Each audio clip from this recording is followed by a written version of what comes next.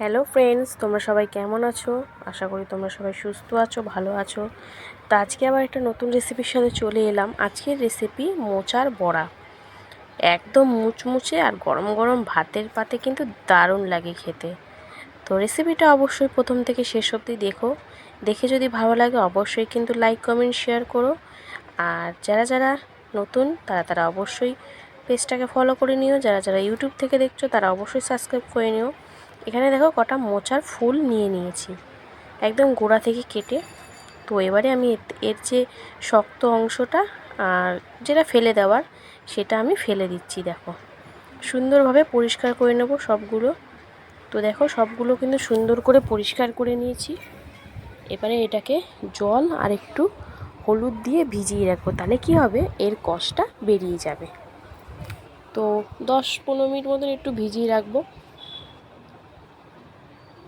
এই দেখো এবারে একটু গ্যাসে হালকা সিদ্ধ হতে বসিয়ে দিয়েছি 5 মিনিট মতন।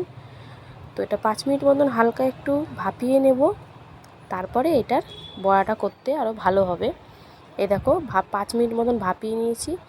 এবারে কিন্তু গ্যাসের ফ্লেমটা অফ করে এটাকে নামিয়ে নেব।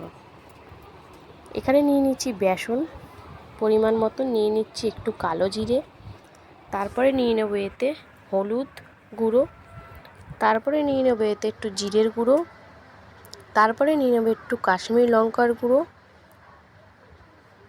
তারপরে নিয়ে নেব এখানে আমি একটু লবণ দিয়ে এবার ভালো করে সব কিছু কিন্তু মিক্স করে নেব।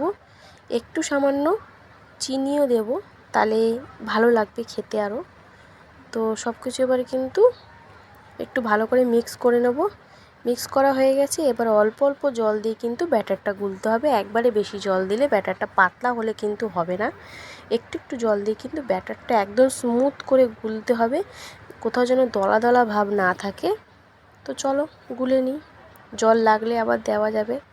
আর একটু লাগবে, এত মোটা ব্যাটার আমার দরকার নেই। এই দেখো, তো ব্যাটারের ঘনত্বটা দেখো, দেখতে পাচ্ছ তোমরা কতটা আমি রেখেছি। এরকমই কিন্তু দরকার, এর থেকে মোটা হলে হবে না, আবার এর থেকে বেশি পাতলা হলে তো হবেই না। তো এখানে ভাজার জন্য আমি কড়াই বসিয়ে দিয়েছি। এবার এতে দিয়ে দিচ্ছি সাদা তেল। বড়াটা সাদা তেলেই ভাজবো। তেলটা কিন্তু গরম হয়ে গেছে। এবারে আমি ব্যাটারের মধ্যে একটা একটা করে চুবাবো আর ভেজে নেব। এটা অবশ্যই কিন্তু গরম ভাতের সাথে ট্রাই করো, খুব ভালো লাগবে। আর শুধু শুধু মন্দ লাগবে না।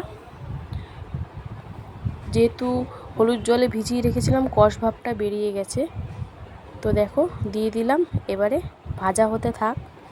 এক পিঠটা ভাজা হয়ে গেছে, উল্টে দিয়ে আরেক পিঠটা ভেজে নেব। আর একদম লাল কড়কড়া করে ভাজা হবে। তো দেখো দু পিঠই ভাজা হয়ে গেছে। এবার কিন্তু নামিয়ে নেব। নামিয়ে নিয়ে একই পদ্ধতিতে আবার ভেজে নেব একইভাবে। তো তোমাদের যদি ভিডিওটা ভালো লাগে তোমরা কিন্তু অবশ্যই লাইক করবে, কমেন্ট করবে, শেয়ার করবে। আর যারা যারা পেজে নতুন আছো তারা অবশ্যই ফলো করে নেবে এরকম নতুন নতুন রেসিপি পেতে। তো দিয়ে দিলাম আবার। তো এটাও কিন্তু এপিট ওপিট করে লাল করে ভেজে নেব। এই দেখো ভাজা কমপ্লিট। এবারে একদম নামিয়ে নেওয়ার পালা।